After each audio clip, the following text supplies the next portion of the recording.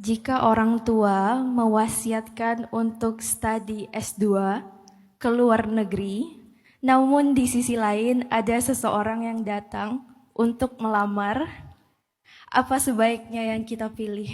Bagaimana caranya agar tetap berbakti kepada orang tua, tapi tidak melewatkan peluang kebaikan lainnya? Saya kan gini-gini jagal ya. Jadi di New Zealand itu pernah ada, oh nggak apa-apa duduk aja Kak. Siapa namanya? Kak Alvina. Alvina. Ya. Ada tawaran siapa yang certified sebagai halal slaughter person yang bisa nyembelih halal, certified dan saya certified, itu tuh boleh lamar kerja di sana terus gajinya lumayan 40 juta. Tapi kehidupan di New Zealand kan nomor 2 tertinggi di dunia ya. Ya tapi 40 juta tetap tinggi sih. Jadi kayak apa pindah aja ke New Zealand gitu kan. Sekalian belajar British gitu kan. Bahasanya kan British banget ya. Terus di sana tuh ada tempat. Saya pernah ke sana soalnya. Ada tempat syuting film Hobbit dan Lord of the Ring. Namanya Hobbiton. Apalagi di Queenstown itu yang ada auroranya gitu keren. Saya dulu pernah beberapa kota di New Zealand jalan-jalan pas lagi ada dakwah. Tapi saya pikir, tapi kan saya ada amanah di Indonesia. Saya bikin sekolah gratis, saya ada tugas dakwah di sini. Kalau saya pergi ke sana, nanti dakwah sama sekolahnya gimana? Ya udahlah, balik lagi ke sini. Nah, dalam menimbang-nimbang berbagai macam pilihan hidup, biasanya para ulama mengajarkan kita 3 cara. Pertama namanya istikharah, kedua namanya istisyarah, ketiga namanya istifta. Tiga-tiganya istikharah, istisyarah, istifta.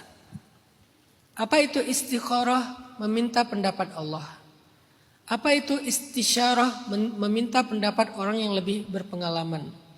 Apa itu istifta? Meminta pendapat ulama. Jadi jangan berpendapat dulu sebelum kita mengumpulkan pendapat-pendapat. Pertama istikharah. Bagaimana kita mengerti pendapat Allah dalam kecondongan hati yang paling gampang. Biasanya kalau kita udah istikharah, hati kita itu mulai agak lebih berat ke salah satu pilihan. Kalau belum istikharah lagi kan istikharah nggak hanya cukup sekali. Beberapa kali istikharah sampai hati kita lebih mantap ke salah satu pilihan. Kedua istisyarah. Istisyarah itu dari kata musyawarah. Jadi kayak kita diskusi. Kita tanya pendapat orang yang berpengalaman. Misalnya orang yang berpengalaman dalam masalah jodoh berarti yang sudah menikah. Mulai dari keluarga, orang tua, atau teman-teman yang kita kenal. Gimana sih kalau udah nikah itu masalah karir? Apakah gara-gara menikah karir itu jadi terhambat? Atau kita baca, kita cari tahu informasi tentang orang yang karirnya bagus walaupun mereka sudah menikah, saling mendukung. Kadang-kadang di antara mereka ada yang LDR-an dulu beberapa tahun. Nanti ketemunya 6 bulan sekali. Nanti setelah mereka udah mulai selesai studinya, mereka bisa bareng lagi dan seterusnya. Kita belajar istisyarah, cari sebanyak mungkin pendapat-pendapat dari pengalaman hidup orang lain atau dari ilmu orang lain. Sehingga kita bisa bijak dalam memutuskan. Yang terakhir istifta. Biasanya istifta ini berkaitan dengan hal haram.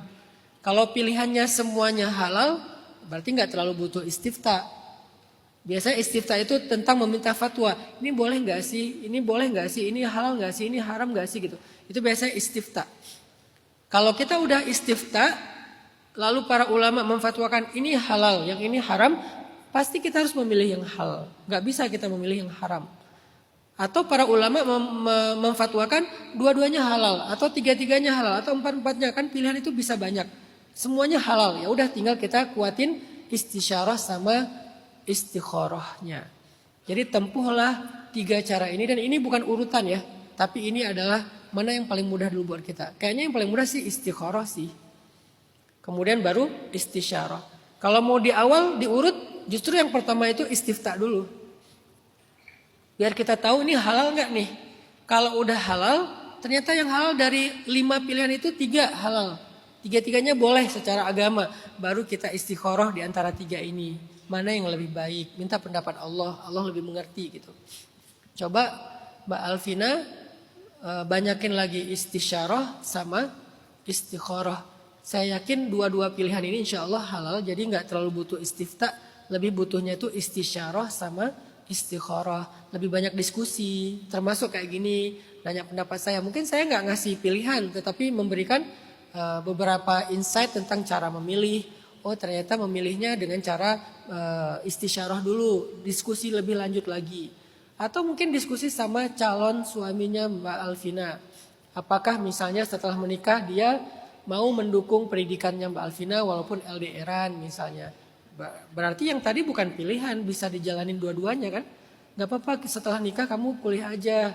Nanti aku yang datangin kamu berapa bulan sekali. Kalau secara finansialnya dia kuat, malah mungkin 2 bulan sekali dia datang ke sana. Tiap bulan, ini sekarang mau libur panjang nih mungkin udah berangkat misalnya. Apalagi mungkin kalau di Indonesia tuh banyak libur panjang, ya udah dia nggak akan jalan-jalan di dalam kota, dia keluar negeri misalnya.